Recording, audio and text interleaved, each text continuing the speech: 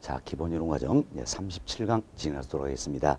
자, 여러분 교재 360페이지예요. 360페이지 펴놓으시고 설명을 좀 들어보시면 되겠습니다. 저희들이 지난 시간에 저당의 상환 방법이다. 즉 내가 주택을 담보로서 대출을 받았어요. 대출 받은 금액을 어떻게 갚아 나가느냐 이 부분 이야기했었죠. 그래서 크게 원금 만기일 상환방식과 분할 상환방식으로 구분해 드렸습니다. 분할 상환방식도 여러 상품이 있다 그랬죠. 그중에 우리 시험에 주로 묻고 있는 건 세 가지다. 그래서 원금 균등 분할 상환방식, 원리금 균등 분할 상환방식, 최정식 상환방식 이 상품이 있다는 겁니다. 이 중에 저희들이 지난 시간에 원금 균등과 원리금 균등에서는 말씀을 드렸습니다. 다음은 최정식 상환방식이다. 이분 이야기 드리는데, 자, 여기 보세요. 이것은 이제, 자, 우리가 시험용으로 이렇게 기다렸죠. 원금 균등이 먼저 나왔다는 이야기예요. 그렇지만 원금 균등의 문제가 뭡니까? 초기에 원리금 상환액이 많다는 거죠. 이걸 낮춰주기 위한 상품이 뭡니까? 원리금 균등이다. 이렇게 시험용으로 이해를 했습니다. 참, 원리금 균등은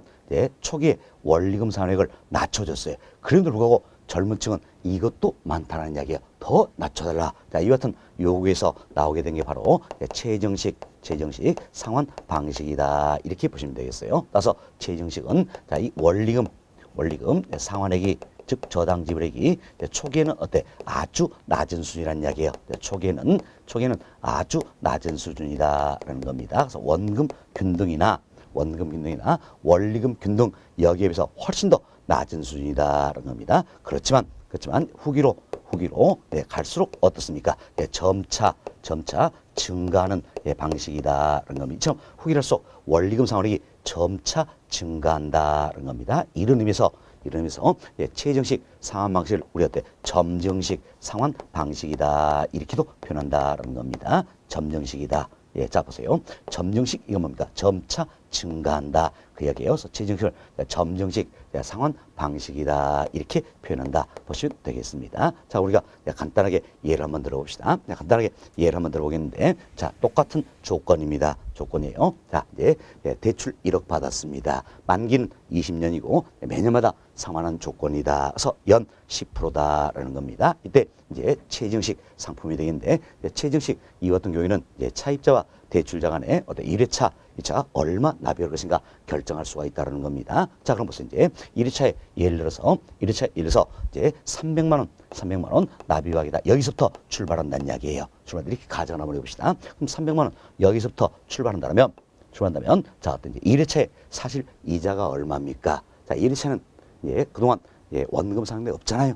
그럼 저당자는 얼마 남아있어요? 1억 남아있죠? 그럼 1회차에 납입될 이자는 총 1,000만 원이에요. 1,000만 원인데 결국은 1,000만 원인데 원리금 상환액이 300만 원 이야기는 이자도 다 내지 못한다는 이야기. 결국 원금 상환은 고사하고 이자도 다 내지 못했다는 겁니다. 결국 이자 얼마 낸 셈이에요? 300만 원 이자 낸 셈이다. 그럼 결국 700이란 이자를 내지 못했네요. 그럼 이때 내지 못한 이자는 어디에 쌓일 것인가? 바로 저당 잔액에 쌓여버린다는 이야기예요. 그럼 저당 잔액은 얼마가 되겠습니까? 1회차에 자, 1억 700이 되겠다라는 겁니다. 자, 다시 보세요. 자, 1회차에 300 원리금 상환했다. 이렇게 서로 약정을 했다는 이야기예요. 약정하면 1회차에 300 납입하겠죠? 네. 납입하면 이 금액은 결국 뭡니까? 이자도 다 내지 못한 금액이 되겠죠. 총 납입한 300만 원 이하치는 이자도 다 내지 못했다는 얘기에서 원금 상환은 고사하고 이자도 이 사람은 700 내지 못했다는 겁니다. 그럼 내지 못한 이자는 어디에 쌓입니까? 저당 잔액에 쌓인다. 그래서 1회차에 300 납입하고 나면 결국 저당 잔액은 얼마 됩니까? 1억 700이 된다라는 겁니다. 그럼 자, 잘 보세요. 이때 1회차에는 저당 잔액이 얼마입니까? 1억 700이지요. 보세요. 이제 원금 균등이나 원리금 균등 여기에 비해서 초기에 원리금 상환액이 워낙 낮은 수다 보니까 이처럼 원금 상환은 고사하고 이자도 다 내지 못하더라는 이야기. 그래서 결국 저당 잔액에 쌓이게 된대. 이때 보니까 어떤지 내가 대출받은 대출 원금이 있지요. 대출금 얼마입니까? 1억. 이보다도 저당 잔액이 더 많아져 버리는 이와 같은 현상이 나타난다. 알 수 있겠죠? 이걸 그래서 우리가 뭘 할 것인가? 바로 부의 상환이다. 이렇게 이야기합니다. 나는 기껏 갚는다 갚았어요. 그렇지만 결국 어때? 마이너스 났다. 이런 뜻이에요. 뭐 때문입니까? 초기에 원리금 상환이 워낙 낮은 수준이다 보니까 원금 상환은 고사하고 이자도 다 지불하지 못했다는 이야기예요. 그럼 지불 못한 이자가 어때? 저당 잔액에 쌓이게 되겠죠. 이로 인해서 내가 대출받은 금액보다도 저당 잔액이 더 많아지게 된다. 이것은 부의 상환이 나타날 수 있다라는 겁니다. 그럼 저희들이 분할 상환 방식 세 가지 하겠어요. 원금 균등, 원리금 등 최정식 이 상품 중에서 초기에 부의 상환이 나타날 상품 결국 뭡니까? 최정식이다. 이렇게 보시면 되겠습니다. 자, 다음 이것은 최정식은 그럼 누가 선호할 것인가? 누가 선호하겠어요? 이제 초기는 원리금 상환액이 낮은 수익이고 후기랄수록 점차 증가하기 때문에 자, 예를 들어서 미래 소득 증가가 예상이 된다라는 이야기예요. 참 미래 소득 증가가 예상이 되는 개인이라든지 또는 젊은 신혼부부다, 사회초년생 이 같은 사람들이 선호할 수 있다는 이야기예요. 또 미래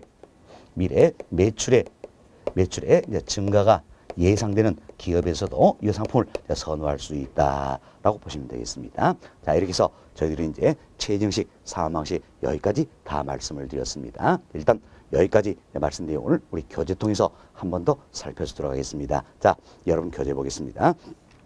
자, 교재 358페이지를 한번 보세요. 자, 지난 시간에 저희들이 학습한 내용이지만 반복해서 한 번 더 교재 살펴드립니다. 자, 358페이지 보시면 자, 네 번째부터 주택 다모출의 상환 방식이다 소개되고 있죠? 예, 소개되고 있는데 자, 박스를 한번 봅시다. 네, 박스 보시면 상환 방식을 크게 우리 두 가지로 나눴습니다. 원금 만기 일상환 방식이다. 그리고 분할 상환 방식 이렇게 두 가지로 이야기해 드렸죠. 그런데 이제 원금 만기 일상환 방식은 대출 기간 동안 이자만 지불한다. 그리고 만기가 되면 원금 전액을 상환하는 구조다. 이 구조만 잘 이해하자 그랬죠. 다음 분할 상환 방식입니다. 분할 상환 방식은 대출 기간 동안 원금 상환, 이자 지불이 이루어지는 방식이다. 따라서 만기가 되면 원금은 전액 상환되었다. 이렇게 보시면 되겠습니다. 다음은 양거로 1번입니다. 양거로 1번은 원금 균등 분할 상환 방식이다. 이 상품을 다루고 있는 부분이에요. 먼저 편거로 1번 봅시다. 자, 원금 상환액입니다. 자, 원금 상환액은 대출 기간 동안 매기 상환되는 원금이 균등한 방식이다. 그래서 원금 상환액은 대출 기간 동안 매 기마다 균등하다는 겁니다. 따라서 원금 상환은 우리 어떻게 샀습니까? 대출 원금, 즉 대출금을 납입 필수로 나누어서 원금 상환을 계산했다. 이렇게 보시면 되겠습니다. 다음 페이지 편거로 2번입니다. 자, 이자는 뭘 기준으로? 저당 잔액을 기준으로 계산한다 그랬죠. 따라서 후기랄수록 균등하게 감소한다는 겁니다. 자, 여기 보세요. 자, 이자는 후기랄수록 균등하게 감소한다. 우리가 이렇게 배웠죠. 무엇 때문입니까? 바로 다음 주에 나와 있죠. 자, 매기마다 원금이 균등하게 상환되므로 후기랄수록 저당 잔액이 균등하게 감소하기 때문에 참 저당 잔액이 균등하게 감소하니까 결국 이자 지불액도 후기랄수록 균등하게 감소한다. 이렇게 보시면 되겠습니다. 평소 한번 저당 지불액입니다. 저당 지불액은 원금 상환액과 이자 지불을 합한 금액이지요. 그래서 원리금 상환액이다. 또는 더 줄여서 상환액 이렇게 표현하기도 합니다. 이것은 저당 지불액, 즉 원리금 상환액도 후기랄수록 균등하게 감소한다. 이렇게 보시면 되겠습니다. 다음 편곡 4번 여기선 사례가 들어있죠. 결국 우리는 이 사례를 가지고 지금까지 설명했다 보시면 되겠어서 사례는 여러분들이 한번 직접 작성을 한번 해보시기 바라겠습니다. 자, 다음 양거로 2번입니다. 양거로 2번은 원리금 균등분할 상환 방식이다 소개되는데 먼저 편곡 1번 저당 지불액, 즉 원리금 상환액이 되겠지요.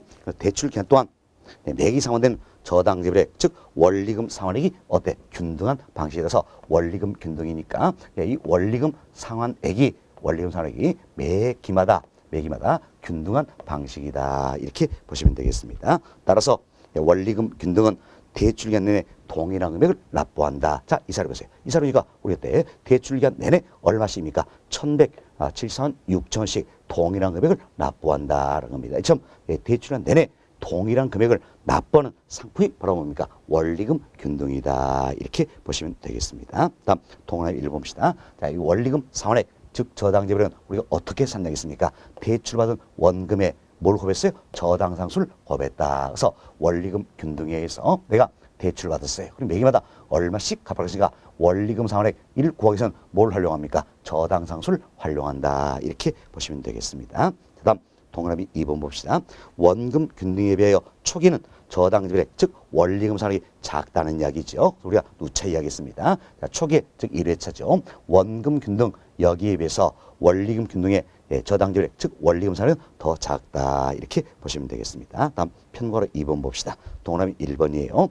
대출 초기는 저당 지불액, 즉 원리금 상환 중에서 원금 상환이 적고 이자 지불이 많다는 이야기야. 자, 보세요. 이 원리금 균등의 큰 특징이 되겠지요. 원리금 상환액, 즉 저당 지불액 이 중에서 초기에는 원금 상환액이 차지하는 분이 작다는 이야기예요. 작다. 그리고 이자 지불액이 차지하는 분이 많다. 이렇게 이해하시면 되겠죠. 다음 페이지입니다. 동그라미 2번. 후기를 할수록 대출기간 또한 매기 납부하는 저당 지불액 중에서 즉 원리금 상환액 중에서 원금 상환액은 증가하고 자, 후기를 할수록 원리금 상환액 즉 저당 지불액 중에서 원금 상환은 어떻습니까? 증가한다는 이야기예요. 증가하고 이자 지불액은 어떻습니까? 감소하겠죠. 그래서 이자가 차지하는 비율이 적어진다. 이렇게 보시면 되겠습니다. 따라서 저당 지불액 중에서 원금이 차지하는 비중은 시간수록 늘어난다. 참 원리금 상환액 저당 지불액 중에서 원금 상환액이 차지하는 부분은 어떻습니까? 후기로 갈수록 시간이 지날수록 늘어난다. 이 특징 잘 이해하자 그랬죠. 그래서 우리가 여기서 이야기했어요. 이 원금 상환액은 후기로 갈수록 어떻습니까? 증가한다. 이 특징 잘 이해하자 그랬습니다. 다음 동그라미 3번 보세요. 원리금 균등과 원금 균등의 1회차 이자 지불액은 동일하다는 거죠. 사실 이 원금 균등이나 원리금 균등이나 1회차에는 그동안 원금 상환액 없죠. 저당자이 똑같이 남았으니까 이처럼 이자 지불액이 동일하다라고 생각하시면 되겠습니다. 자, 다음 평으로 3번 사례입니다. 자, 사실 또 이 사례 가지고 우리가 지금까지 어때 표를 작성해서 설명을 드렸던 겁니다. 여러분들이 한번 보시기 바라겠습니다. 다음은 양고로 3번 봅시다. 양고 3번은 최정식 상환 방식이다 소개해드리는데 평고 1번 저당 지불액입니다. 이는 원리금 상환액이다. 이렇게 생각하시면 되겠죠. 원리금 상환액입니다. 그래서 자, 대출 초기는 저당 지불액 즉 원리금 상환액이 원금 균등 및 원리금 균등보다 낮은 수준이다. 자, 초기는 훨씬 더 낮은 수준이다. 이렇게 이야기 드렸죠. 그러나 저당 지불액이 즉 원리금 상환액이 점진적으로 증가함으로 후기로서 점차 증가한다는 이야기예요. 그래서 우리가 점정식 상환 방식이다. 이렇게도 표현한다는 겁니다. 동그라미 1번 대출 초기는 차입자의 원리금 상환 부담이 원금 균등 및 원리금 균등보다 적다라는 거죠. 왜? 대출 초기는 원리금 상환액이 굉장히 낮은 수준이었죠. 그래서 원금 균등이나 원리금 균등보다 훨씬 더 낮은 수준이다. 이렇게 보시면 되겠습니다. 자, 다음 평가로 2번 봅시다. 자, 차입자의 대출 초기 상환 부담을 경감시켜야 된다. 뭐 때문입니까? 초기는 원리금 상환의 저당 지불액이 아주 낮은 수준이기 때문이지요.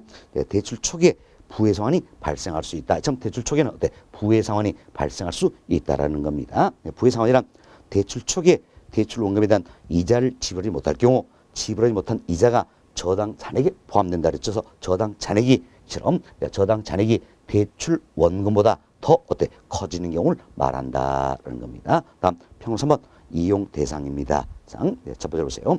미래 소득 증가 예상되는 개인이다. 그래서 사회초년생, 신혼부부, 이 같은 미래 소득 증가가 예상되는 경우라든지, 자 매출 증가 예상되는 어때? 기업에서 상대로 선호할 수 있다. 이렇게 보시면 되겠습니다. 자, 이렇게 해서 우리가 이제 원금 균등, 원리금 균등, 최정식 세 상품 어때? 다 교재 통해서 한 번 더 반복해 드렸습니다. 다음은 이와 같은 세 상품을 비교를 한번 하도록 하겠습니다. 비교를 한번 하도록 하는데, 자, 여기 보시기 바랍니다.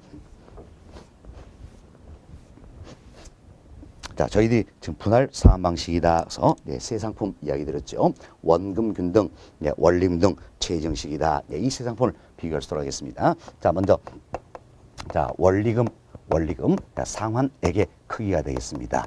원리금 상환액이다. 이건 기록 원리가 아닙니까? 저당 지불액이다 생각하시면 되겠죠. 그래서 원리금 상환액, 저당 지불액의 크기를 비교해보자. 이는 어때? 초기와 후기가 달라질 겁니다. 그래서 먼저 대출 초기입니다. 대출 초기는 우리가 이런 생각을 했죠. 자, 시험용으로 이렇게 하겠습니다. 원금 균등이 먼저 나왔다. 그러나 원금 균등의 문제가 뭡니까? 초기에 원리금 상환이 많다라는 거예요. 그래서 이걸 낮춰주기 위한 상품이 뭡니까? 원리금 균등이다. 이도 많다. 더 낮춰달라. 그래서 나온 상품이 최정식이다. 이렇게 생각하시면 되겠죠. 그래서 원리금 상환의 크기 초기는 어떤지 원금 균등.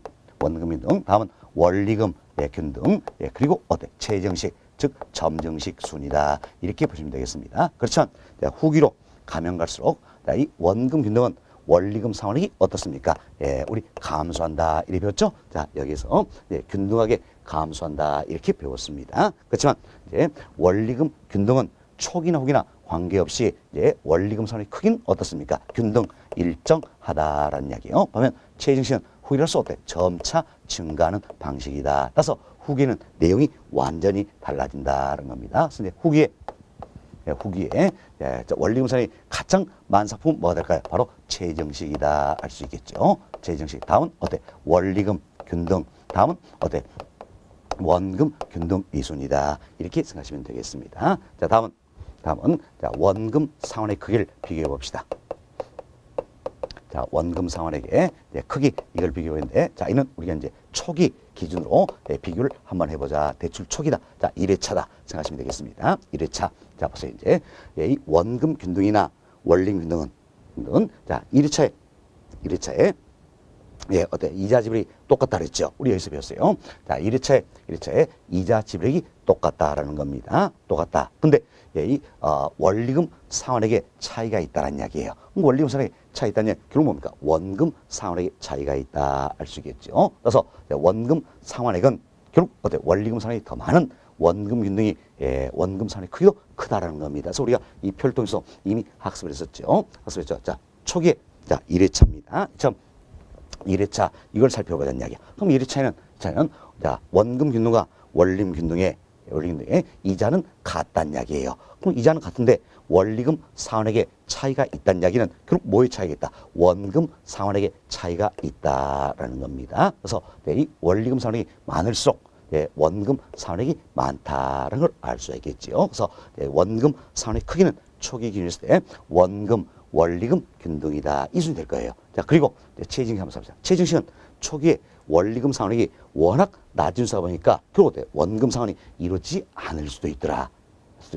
라는 겁니다. 따라서 이제 이 원금 균등, 원리금 균등 두 개는 두 상품은 자, 원금 상환이 이루어지는데 최정식은 원금 상환이 이루어지지 않을 수가 있다는 이야기예요. 당연히 그럼 원금 상환의 크기 셋 중에 가장 적은 건 뭡니까? 최정식이죠. 최정식이다 생각하시면 돼요. 그럼 자 원금, 원리금 균등은 어디가 더 원금 상환이 더 많다 그랬어요. 원금 균등이다 이렇게 이야기했죠. 원금 균등, 원리금 균등이다. 그리고 최정식은 자, 이 두 상품은 원금 상환이 이루어지는데 최정식은 원금 상환이 이루어지지 않을 수도 있으니까 자, 최정식이 세 상품 중에서 초기에 원금 상환이 가장 적다 이렇게 보시면 되겠습니다. 자, 다음은 이제 저당 잔액의 크기를 즉 대출 잔액이 되겠죠. 저당의 크기를 비교해 봅시다. 크기인데 자, 1회차에는 세 상품 모두가 저당자액이 똑같습니다. 왜 그럴까요? 그동안 원금 상환된 게 없다라는 이야기예요. 그렇지만 1회차 납부 후에는 저당의 크기가 달라지겠지요. 자, 그래서 1회차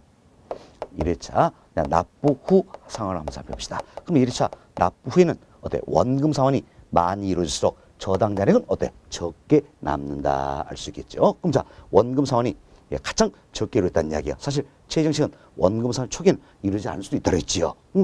자, 저당이 가장 많이 남는다 할 수 있겠죠. 최정식 다음은 원리금 균등 다음은 어때? 원금 균등순이다 이렇게 보시면 되겠습니다. 자, 그럼 처음 저당 잔액이 많이 남아있을수록 대출 기간 동안에 납부하는 어때? 이자는 더 많겠지요. 그래서 대출 기간 동안 총 납입하는 금액의 크기를 살펴봅시다. 총 납입 금액의 이제 크기를 살펴보자라는 겁니다. 자, 어때? 최정식, 원리금, 원금 세 상품 모두가 어때? 대출 기간 동안 총 상환한 원금은 똑같겠죠. 그렇지만 이자의 차이가 있다는 겁니다. 그럼 이자는 항상 저당자를 기준으로 계산하니까 저당자이 많이 나올수록 그만큼 이자를 많이 내겠지요. 따라서 총 내는 금액도 많아진다. 그래서 총 납입의 크기를 비교해보면 역시 최정식 다음은 원리금 균등 다음은 어때? 원금 균등이다 이렇게 보시면 되겠어요. 그래서 저희들이 지난 시간에도 간단하게 비교를 해드렸지만 우리 사례를 통해서 설명을 드렸어요. 원리금 균등 이 같은 경우에는 총 내는 금액이 얼마입니까? 20년 동안 2억 3,492만 원 정도였죠. 다음 원금 균등 얼마입니까? 2억 500이다 이렇게 보시면 되겠어요. 결국 원리금 균등이 원금 균등은 더 많다고 할 수 있겠죠. 물론 최저증식은 예, 자 1회차 원리금 상환을 얼마로 가져가시냐 여기 됐을 때 내용은 다 달라진다. 그렇지만 원리금 균등엔 이 금액보다 훨씬 더 많아질 것이다. 이렇게 생각하시면 되겠습니다. 됐습니다. 자, 이렇게 해서 예, 세 상품을 비교를 좀 해놓으시면 될 것 같네요. 자, 교재 통해서 한 번 더 살펴드립니다. 자, 여러분 교재 보겠습니다. 361페이지예요. 자, 양으로 4번. 자, 원금, 원리금, 점증 상환시 비교다. 자, 점증 상환시 바로 뭡니까? 최저증식이다. 하시면 되겠죠. 자, 평으로 1번입니다. 평으로 1번 저당 지불액의 변화다. 결국 원리금 상환액이 어떻게 되냐 이 문제죠. 자, 후기랄수록 원금 균등은 어떻습니까? 후기랄수록 원금 균등은 감소한다라 그랬지요. 다음 원리금 균등은 초기노 관계없이 일정하다라는 겁니다.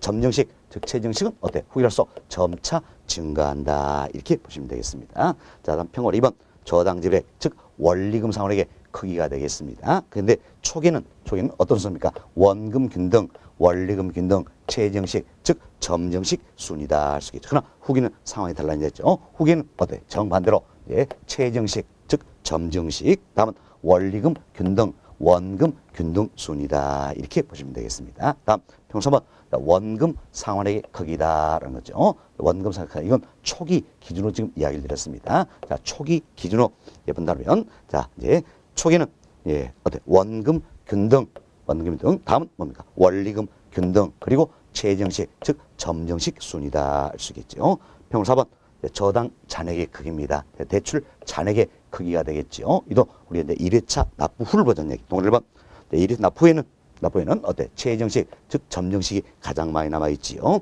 다음은 원리금 균등, 원금 균등 순이다. 이렇게 보시면 되겠습니다. 다음 편과 5번 보세요. 대출 기간 동안 총 지불의 크기다. 바로 이 부분이죠. 대출 기간 동안 총 납입 금액의 크기가 되겠습니다. 총 납입 금액의 크기가 되는데 어디가 가장 많습니까? 최저증식 즉 점증식이죠. 그래서 예, 최저증식 즉 점증식 다음은 뭡니까? 원리금 균등 다음은 어때? 원금 균등 순이다. 이렇게 보시면 되겠습니다. 자, 이런 정도로 해서 우리가 이제 교재 통해서 세 상품 비교한 내용도 한 번 더 반복을 해드렸습니다. 자, 이렇게 해서 네 번째 챕터에 나와 있는 주택 담보출의 상환 방식이다. 이 부분은 다 정리가 되었네요. 자, 그리고 여러분 교재 362페이지 보시면 다섯 번째부터 최대 대출 가능액 산정이다. 이 부분은 저희들이 이미 학습을 다 한 내용이죠. 34강에서 제가 LTV, DTI 설명돼서 한꺼번에 2분까지 다 풀어드렸다. 이렇게 보시면 되겠습니다. 자, 이렇게 해서 우리 교재 2절에 있는 주택담보출 관련해서는 우리가 여러 가지 제도를 좀 말씀드렸습니다. 사실 2절이 금융노에서도 출제가 굉장히 많이 되는 부분이에요. 제가 많은 시간 할애해서 여러분께 설명드렸다 생각하시고 자, 다음은 이제 3절로 넘어갑니다. 여러분 교재 365페이지가 소개되는데 3절 자, 이 부분 이야기 좀 드립니다. 3절은 부동산 유동화 제도가 소개되고 있는데 자, 먼저 설명을 좀 들어보시기 바라겠습니다. 자, 여기 보세요. 부동산 유동화 제도다라는 게 있습니다. 이때 용어 정리 먼저 합시다. 근데 이제 유동성이 아주 낮은 상품이 있다는 이야기예요. 지금 유동성이 낮다는 얘기는 뭡니까? 잘 안 팔린다 이런 의미죠. 지금 유동성이 낮은 상품을 유동성을 높여주겠다. 유동성을 좋게 만들어주겠다라는 겁니다. 그래서 잘 안 팔린 상품을 잘 팔릴 수 있도록 만들어주겠다는 이야기예요. 자, 이 과정을 가려서 우리가 뭡니까? 유동화다. 이렇게 이야기하는 겁니다. 유동화다. 그럼 잡으세요. 그럼 유동성이 낮은 상품을 유동성을 좋게 만들어주는 이 과정에서 증권 발행을 해낸다라는 겁니다. 그럼 쉽게 우리는 생각합시다. 잘 안 팔린다는 이야기예요. 안 팔리기 때문에 이 기준에서 증권을 발행해 놔서 발행된 증권을 판다라면 좀 더 쉽게 팔릴 수 있다라는 이야기예요. 잘 팔릴 수 있다라는 이야기예요. 좀 증권 발행인 걸 우리가 이제 증권화다 이렇게 이야기합니다. 그래서 이처럼 유동성이 낮은 상품을 유동성을 높여주기 위해서 유동성을 좋게 만들어주선 어때? 증권 발행이 이루어진다 이렇게 보시면 되겠습니다. 자, 결국은 유동성이 낮은 상품을 대상으로 해서 증권을 발행해서 발행된 증권을 투자된 매각으로서 유동성을 높이겠다 이런 의미예요. 그래서 이제 유동화에는 이 같은 증권화가 내포되고 있다 이렇게 보시면 되겠습니다. 자, 그럼 우선 이제 부동산도 부동산도 유동성은 좋아요, 안 좋아요? 안 좋죠. 그럼 지금 유동성이 낮은 부동산 상품을 유동성을 높여주겠다라는 겁니다. 이게 바로 뭡니까? 부동산 유동화 제도다라는 겁니다. 인류에서 결국 증권을 발행하게 된다라고 보시면 되겠습니다. 그럼 현재 우리가 도입되어 시행되고 있는 부동산 유동화 제도도 여러 가지가 있습니다. 이런데 그중에 대표되는 제도들이 있다라는 겁니다. 세 가지 설명을 좀 드리도록 하겠습니다. 사실 이들은 모두가 IMF 위기 이후에 나온 제도들이다 이렇게 보시면 되겠어요. 저희들이 90년대 말에 IMF라는 경제위기를 맞이했었죠. 이 이후에 나온 제도들이 되겠는데 이제 대표로 세 가지가 있습니다. 자, 먼저 자산 유동화 제도라는 게 있습니다. 자산 유동화 제도다라는 게 있고, 다음은 이제 주택 저당 채권 유동화 제도다라는 게 있습니다. 자, 그리고 부동산 투자 회사다라는 게 있습니다. 여러분이 흔히 리츠 들어보셨나요? 리츠. 자, 부동산 투자 회사다. 이걸 우리가 리츠 이렇게 이야기합니다. 자, 그래서 부동산 투자 회사 제도가 있다. 사실 우리나라의 경우에는 부동산이란 일을 어떻게 번역할 것인가, 영어로 리얼 이스테이트 이렇게 번역하면서 첫 글자서 RE 이렇게 변하고, 투자 회사다. 그래서 인베스먼트 트러스트다 이렇게 해서 IT 따가지고 부동산 회사를 리츠 이렇게 표현하고 있습니다. 그래서 이제 우리가 부동산 투자 회사 제도다. 이번 별도로 또 학습할 겁니다. 그때 또 한번 말씀드리도록 하겠습니다. 물론 이외에도 여러 가지 제도가 있어요. 여러 제도지만 이 중에서도 부동산 유동화 제도다. 대표되는 건 결국 이 세 가지다라는 겁니다. 자산 유동화 제도, 주택 저당 채권 유동화 제도, 부동산 투자 회사 제도다. 여기서 조금 더 설명을 드리도록 하겠습니다. 자, 먼저 자산 유동화 제도입니다. 자산 유동화 제도라서는 유동성이 낮은 자산이 있다라는 겁니다. 대표로 부동산도 유동성이 낮다라는 겁니다. 사실 어떤지 이 같은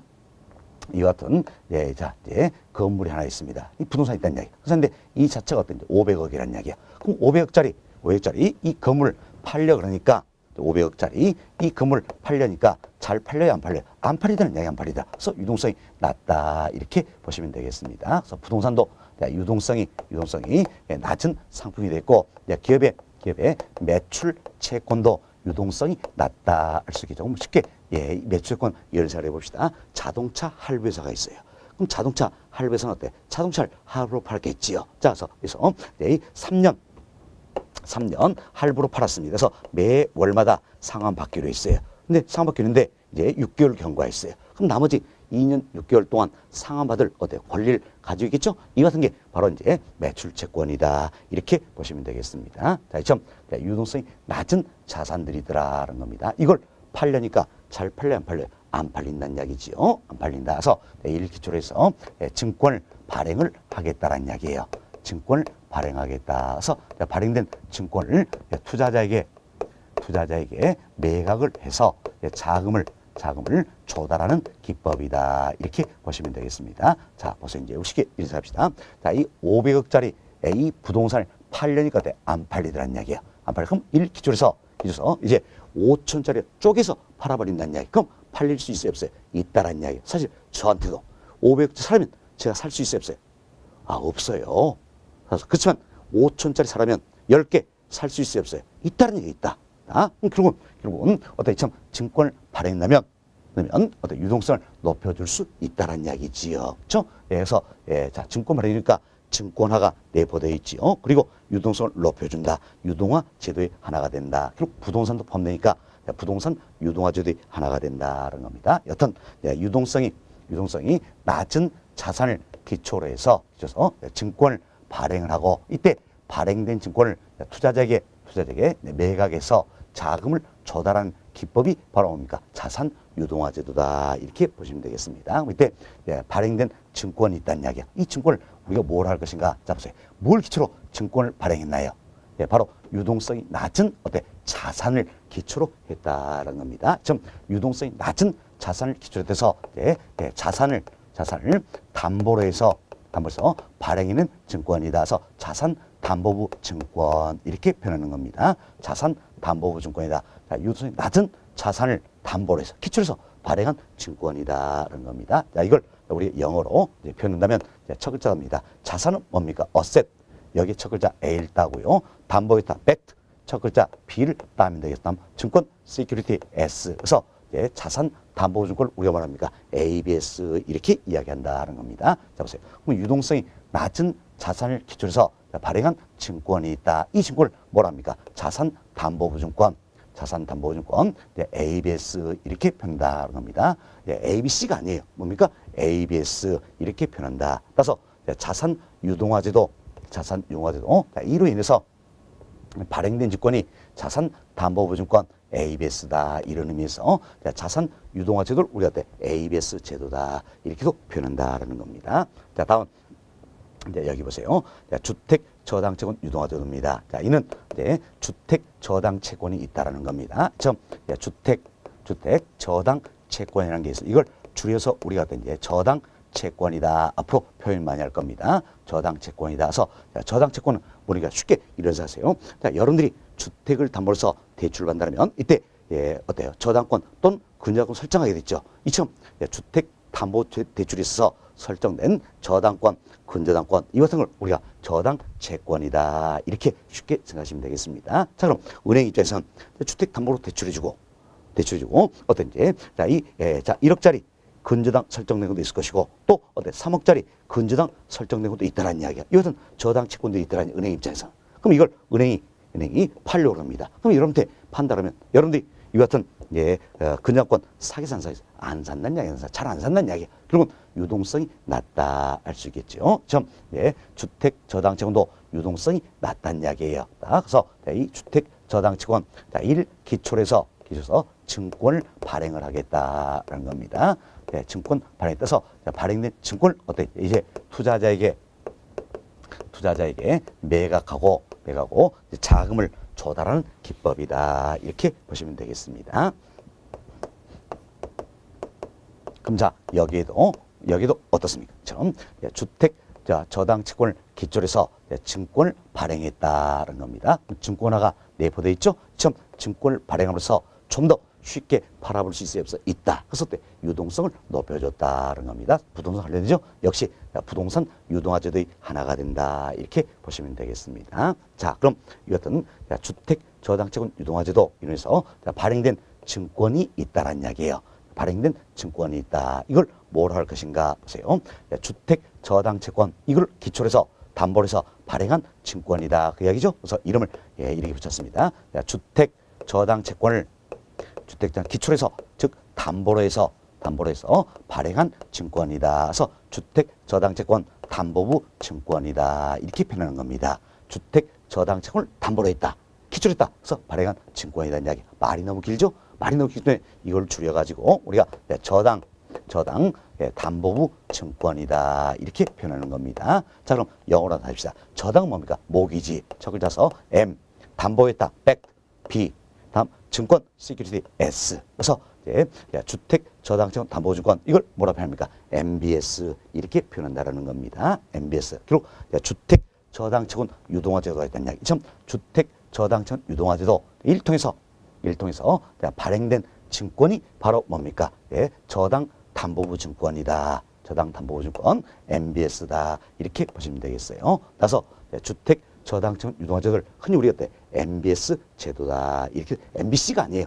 MBS 제도다. 이렇게 생각하시면 되겠습니다. 자, 그럼 왜 이 같은 제도들이 도입되게 됐을 것인가? 간단하게 이야기 좀 드립시다. 자, 앞서 일단 자산 유동화제도 이 같은 경우에는 기업의 재무 구조를 개선시킬 목적이 강합니다. 사실 어땠죠? 내가 500억짜리 부동산을 가지고 있어요. 기업에서 500억짜리 부동산 가지면 일시로 현금이 악화된다는 이야기예요. 악화된다? 그럼 어때? 가지고 있는 500억짜리 부동산을 팔아버리면 아무런 문제 없을 거예요. 그러나 이게 잘 안 팔리잖아요. 그래서 500억짜리 부동산을 가지고 있음에도 불구하고 부도가 나버린 경우가 있다는 이야기야. 이 같은 현상이 IMF 시절 때는 비일비재더라는 겁니다. 이것은 흑자부도라고 하죠. 이것은 흑자부도를 예방하고 재무구조의 건전성을 높여줄 목적으로 이 같은 제도가 도입되었다. 이렇게 참고하시고, 다음은 주택 저당채권 유동화제도입니다. 사실 이는 주택 담보출을 활성화시키는 목적으로 도입된 제도다 이렇게 보시면 되겠어요. 자, 쉽게 우리가 이런 생각 한번 해봅시다. 자, 은행 입장에서는 자금을 조달합니다. 그럼 자금을 조달해서 조달한 자금을 운용을 하게 된다는 겁니다. 이때 은행 입장에서 은행 입장에서 자금을 조달한 방법도 여러 가지겠죠. 뭐 CD 발행 통해서 자금을 조달하기도 하고 뭐 기타 여러 가지 있다는 이야기. 그중에 가장 대표적인 부분이 바로 무엇이냐? 고객도로 하는 예금입니다. 아마 은행들이 고객도로 하는 예금으로부터 자금 조달 포션이 약 40% 이상을 차지할 겁니다. 그래서 예금이 자금 조달의 가장 대표적인 수단이다라는 겁니다. 자, 그럼 고객도로 하는 예금은 단기성입니까? 장기성입니까? 단기성 자금이다라는 겁니다. 고객들은 예금 가입하고 다음날도 찾으러 올 수도 있잖아요. 그죠? 단기성 자금이다. 반면 또 은행은 이처럼 자금을 조달해서 조달한 자금을 운용한다는 이야기. 그 은행 입장에서 자금을 운용 방법도 여러 가지가 있습니다. 그 중에 하나가 뭡니까? 바로 주택담보대출이다. 이렇게 보시면 되겠죠.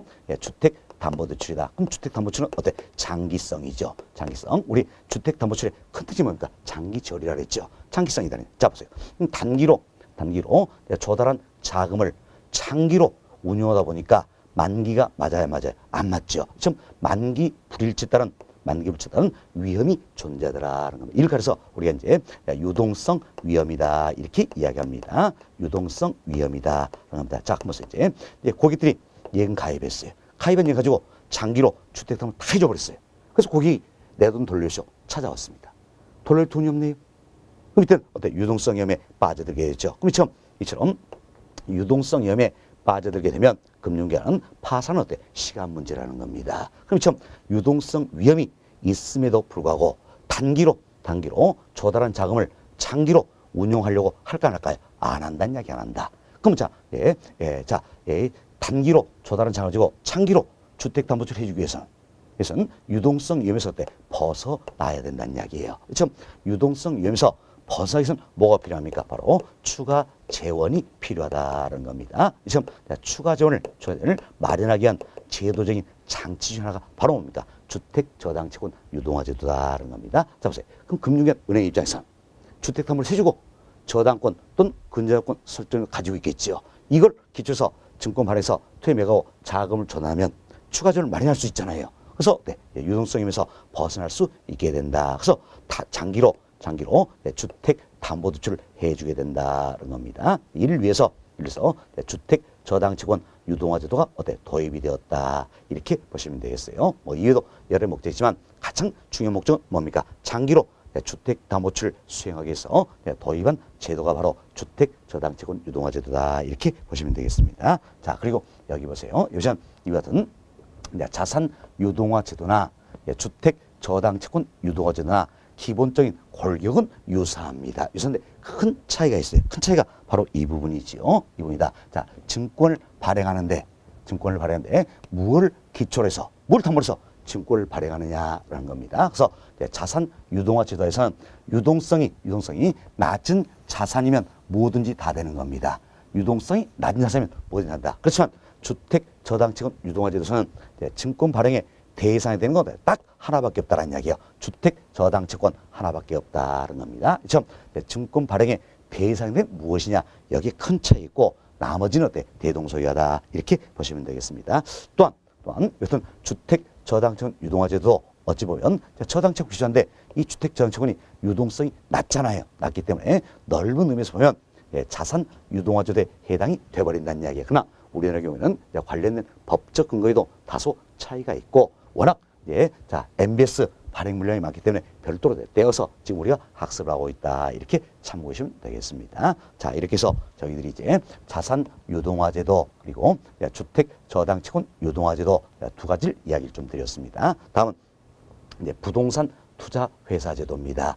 흔히 우리가 리츠다 이 표현인데, 자, 부동산 투자 회사 제도다. 이는 이제 우리나라의 부동산 투자 회사법이라는 게 있어요. 처럼 부동산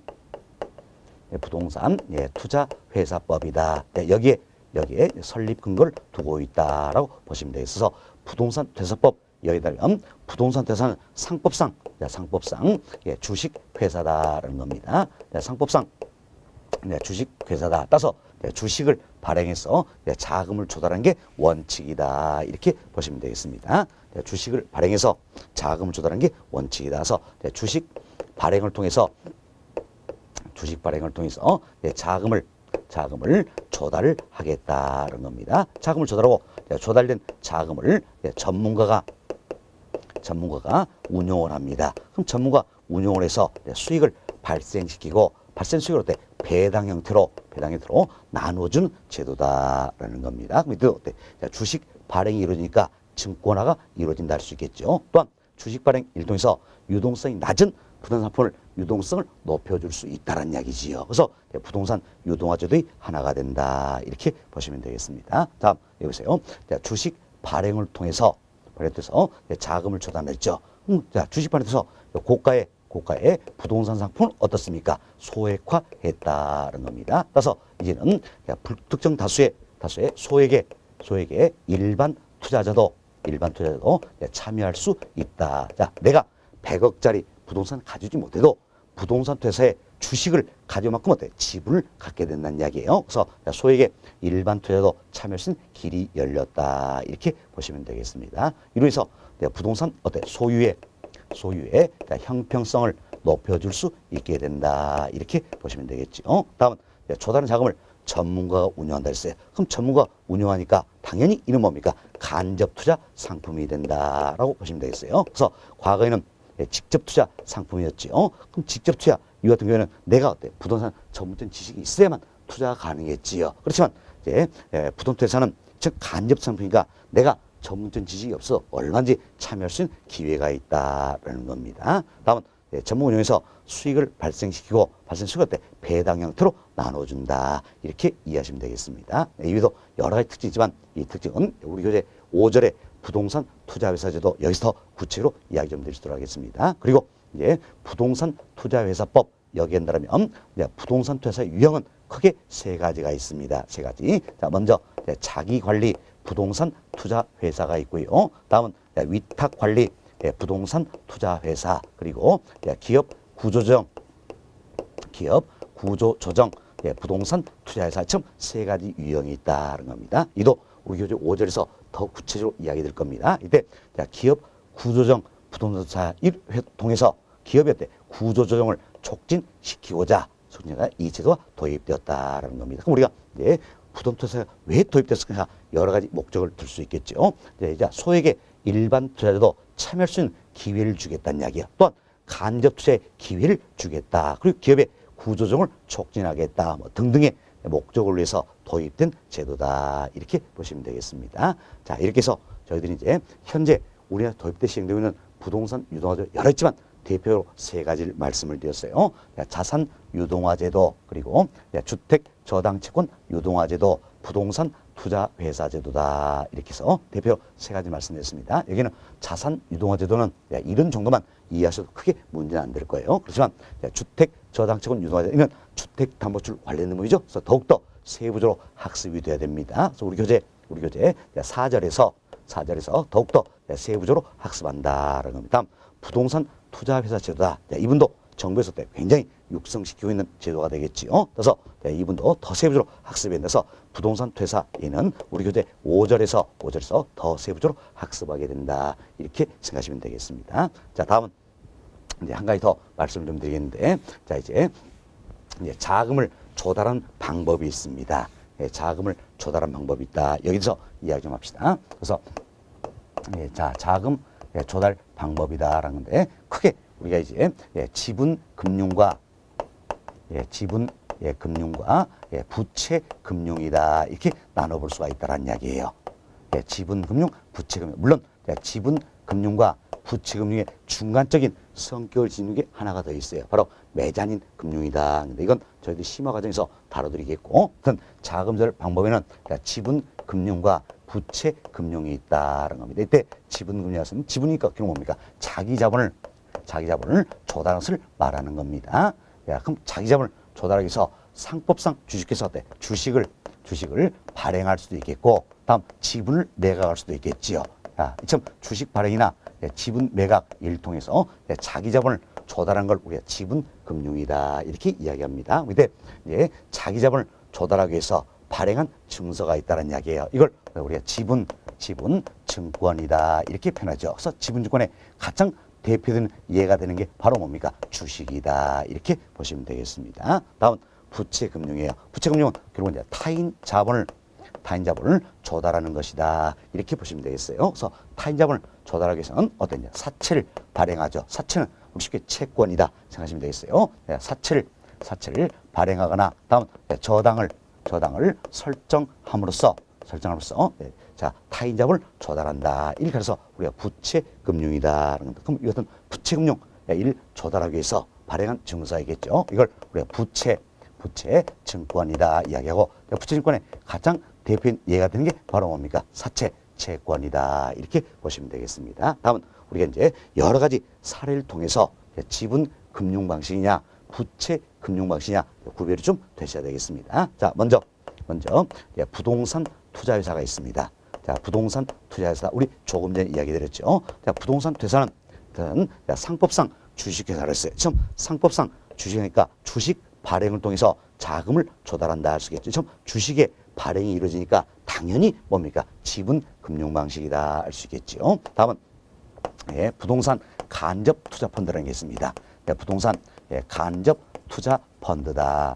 자, 여러분이 펀드에 가입한다 이렇게 이야기하는 거죠. 자, 내가 펀드에 가입했어요. 그럼 뭐 펀드에 내가 가입한 금액이 있죠. 이 금액만큼 이 펀드에 내가 지분을 가진 셈이 되겠지요. 그럼 상대방한테 그 지분을 매각하겠다 할 수 있겠죠. 그래서 지분 매각 이거 관련되죠. 그래서 부동산 간접 투자 펀드다.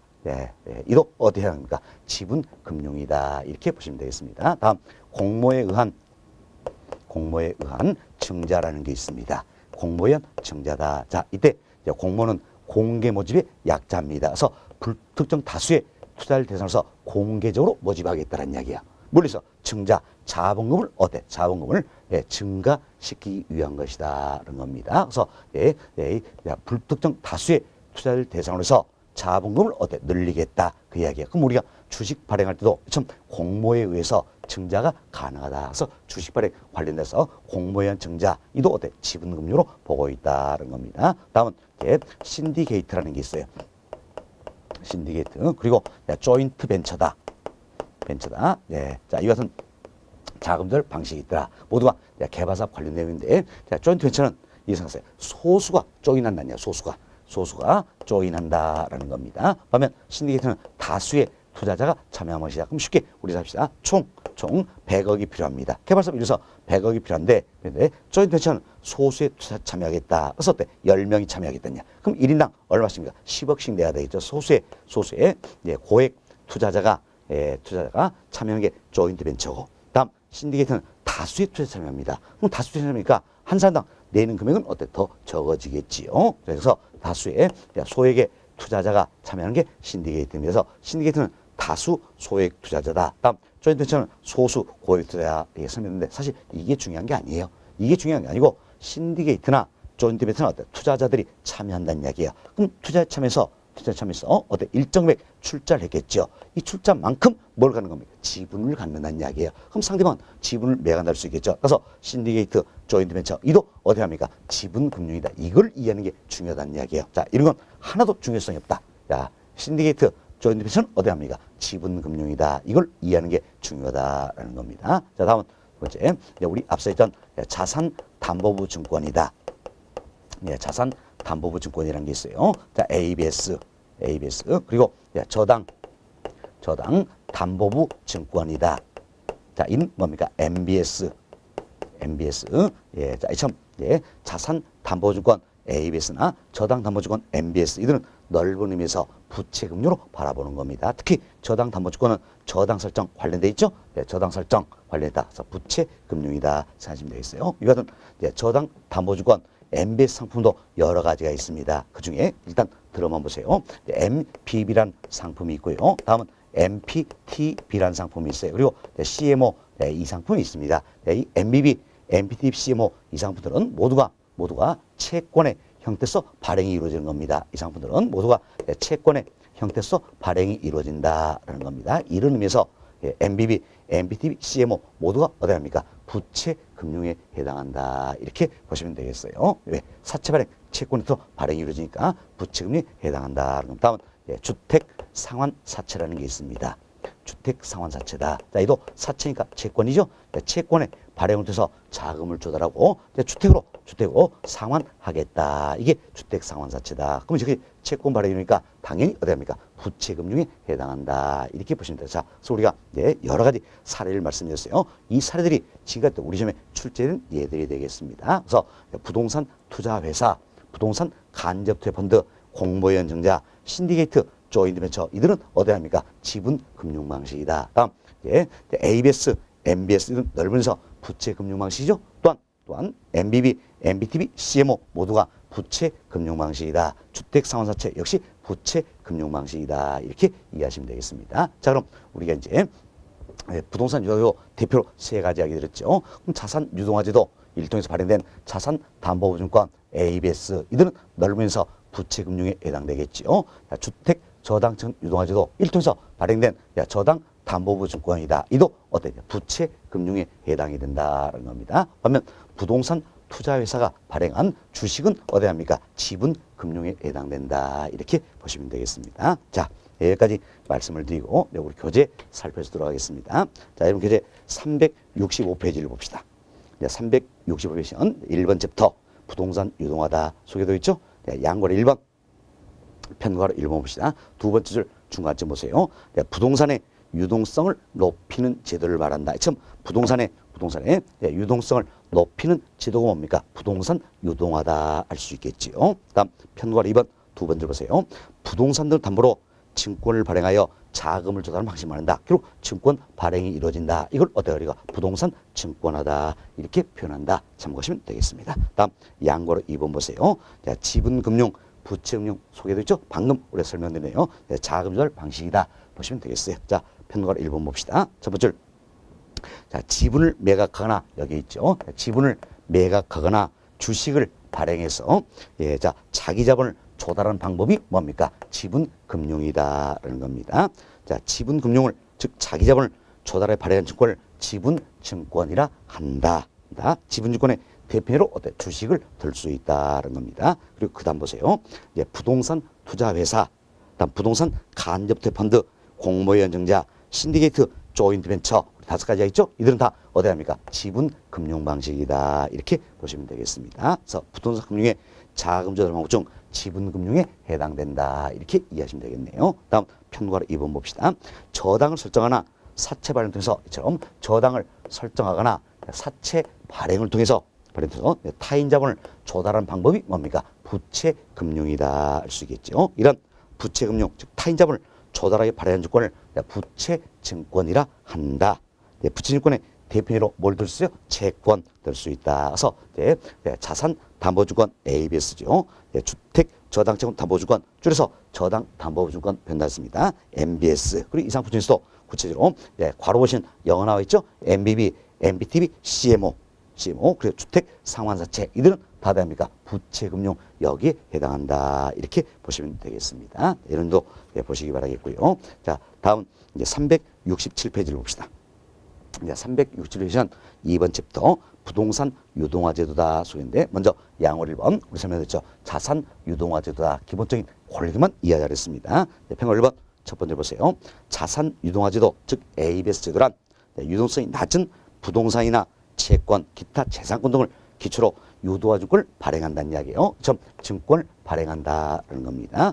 수에 매각하고 자금을 조달하는 기법을 말한다. 이때 발행된 유도화 증권을 뭐라 했습니까? 자산 담보증권 ABS다. 이렇게 표현한다는 겁니다. 박스를 보세요. 박스 보시면 자, 유동성이 낮은 자산이 있다. 부동산이나 기업의 매출권 등 이를 기초해서 증권 발행한다. 발행 증권이 뭡니까? 자산 담보증권 ABS다. 1. 투자 매각하고 자금을 조달하는 기법이다. 보시면 되겠어요. 동호 1번. 자, 우리나라의 자산 유동화 제도는 자산 유도하는 법률이 있습니다. 말 그대로 보세요. 자산 유동화 제도니까 자산 유도하는 법률 이렇게 연결을 시키면 되겠죠. 근거에서 시행되고 있다는 겁니다. 동호 3번. 다양한 부동산 관련 자산을 기초로 한 자산 담보증권이 발행되고 있다는 거죠. 부동산 개발 관련 대출 채권이 증권화되면서 개발사업의 자금 조달 방법도 어때? 다양해지고 있는 추세다. 그래서 동안 3번, 4번 통해서 이런 추세구나 이렇게만 보시면 되겠습니다. 다음 페이지 봅시다. 368페이지에요. 맨 하단 보세요. 맨 하단 보시면 평균 4번. 자, 유동화 자산이다. 이건 그런 뭡니까? 증권 발행의 대상이 되는 자산이 되겠죠. 그리고 유동성이 낮은 자산이다. 이 부분이에요. 그래서 유동화 자산이란 자산 유동화의 대상이 되는 채권, 부동산, 기타의 재산권을 말한다. 그래서 기업의 매출 채권이라든지 부동산 이와 같은 것이 모두가 유동성이 낮은 자산으로서 유동화의 자 대상이 되고 있는 자산이다. 이렇게 보시면 되겠습니다. 다음 페이지 봅시다. 양월 2번 주택 저당채권 유동화 제도다 소개되고 있지요. 자, 첫 번째로 봅시다. 자, 유동성이 낮은 주택 저당채권을 기초로 유동증을 발행하여 투자자에게 매각하지요. 그래서 자금을 조달하는 기법이다. 이때 발행되는 유동화주를 뭐라 합니까? 저당, 담보부 증권, MBS 이렇게 표현하는 겁니다. 자, 그 다음 질문 봅시다. 자, 부동산에 대한 저당 채권 증권 상품 중에 대표 형성. 자, 이처럼 저당 채권 이걸 증권화했다는 이야기예요. 그럼 저당 채권을 기준해서 증권 발행을 했다 할 수 있겠죠. 그래서 저당 채권을 증권한 상품 중에 대표인 게 바로 뭡니까? 저당 담보부 증권 MBS가 된다. 이렇게 보시면 되겠습니다. 자, 이제 박스 봅시다. 이제 주택 저당 채권 기준해서 증권을 발행한다. 이때 발행 증권이 뭡니까? MBS 저당 담보부 증권이죠. 이를 투자에 매각하고 자금을 조달하는 기법이다라는 겁니다. 또 1번. 자, 우리나라의 주택 저당채권 유동화제도는 한국주택금융사법이 있어요. 여기에 근거해서 시행되고 있다는 겁니다. 자, 이 내용은 우리 교재 4절을 통해서 더 구체적으로 이야기될 겁니다. 그리고 동남 2번에 나와 있는 내용이 있지요. 내용인데 이 부분도 우리 교재 4절에서 더 구체적으로 이야기 드린다. 이렇게 보시면 되겠습니다. 다음 양으로 3번 봅시다. 부동산 투자에서도 흔히 우리가 리츠 이렇게 표현한 부분이 되겠지요. 자, 부동산 투자란 주식을 발행하여 불특정 다수 투자로부터 자금을 조달한다. 그러죠. 조달 자금을 전문가가 부동산에 투자 운용하여 발생한 수익을 투자자에게 배당해 준다는 거죠. 상법상 주식회사를 말한다 그랬죠. 그래서 부동산 투자법 연대면 부동산 투자는 상법상 주식회사다. 이렇게 보시면 되겠습니다. 자, 다음 주 봅시다. 부동산에 대한 지분을 증권하는 상품 중에 대표적인 건 바로 뭡니까? 부동산 투자자였죠. 왜? 부동산 투자자는 주식 발행이 이루어지기 때문에. 그래서 비교합시다. 조금 전에 저희들이 했어요. 부동산에 대한 이처럼 저당 채권 이를 증권화했다는 이야기. 대표 상품이 바로 뭡니까? 저당 담보증권 MBS지요. 다음 부동산에 대한 지분을 증권 상품 중에 대표되는 건 주식 발행을 위한 부동산 투자회사다. 이렇게 비교하시면 되겠습니다. 다음 박스를 보세요. 박스 보시면 주식 발행을 통해서 불특정 다수의 투자자로부터 즉 소액의 일반 투자로부터 자금을 조달하는 거지요. 자금 조달하고 전문가가 운용하겠다. 그래서 수익을 발생시키고 배당 형태로 나눠준 제도다라는 겁니다. 동일 1번 부동산 투자제도는 기업 및 금융기관의 구조조정 촉진이다. 기업 구조조정용 부동산 투자자였다는 이야기. 지금 기업 구조조정 부동산 투자자였다. 이를 통해서 기업의 구조조정을 촉진시키겠다는 이야기예요. 그래서 기업 및 금융기관의 구조조정 촉진이다. 또 일반에게 부동산 간접 투자 기회를 간접 투자 기회를 제공할 목적이지요. 또 부동산 가격 안정 등을 목적으로서 이 제도가 도입되었다. 이렇게 보시면 되겠습니다. 다음 페이지 보세요. 동그라미 2번. 자, 우리나라의 부동산 투자세다. 이는 부동산 투자사법 여기에 근거해서 시행되고 있다. 이야기 드렸죠. 동그라미 3번. 부동산 투자사법 여기에 한다면 부동산 투자회사는 크게 세 가지가 있죠. 자기관리 그리고 위탁관리 기업 구조정 부동산 투자사가 있다. 이렇게 보시면 되겠어요. 이 내용도 우리 교재 5절을 통해서 더 구체적으로 학습할 수 있도록 하겠습니다.